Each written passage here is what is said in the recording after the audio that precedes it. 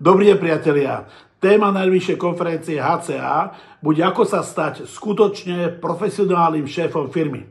Ak si pamätáte svoje začiatky, ak to nebolo jednoduché, niekedy sme boli radi tie prvé mesiace, aj roky, ak sme mali vôbec taký príjem, aby sme pokryli naše náklady.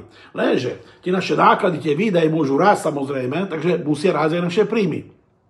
Najviac by potešilo to, keby som mal tie naše náklady 1 milión korún napríklad a ja by som mal taký veľký zisk, že by som mal zisk až 5 miliónov. To znamená mnohonásobne väčší zisk, než potrebuje na bežné prežitie. To nie je hocičo, to nedokáže každý.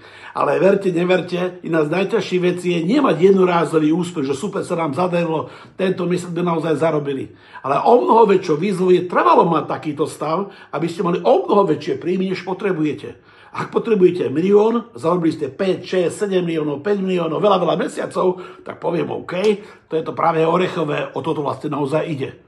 Na mojej prednášnej konferencii HCA sa dozviete, ako zmeniť jednorázový úspech na trvalý úspech. Teším sa na vás, uvidíme sa na konferencii HCA.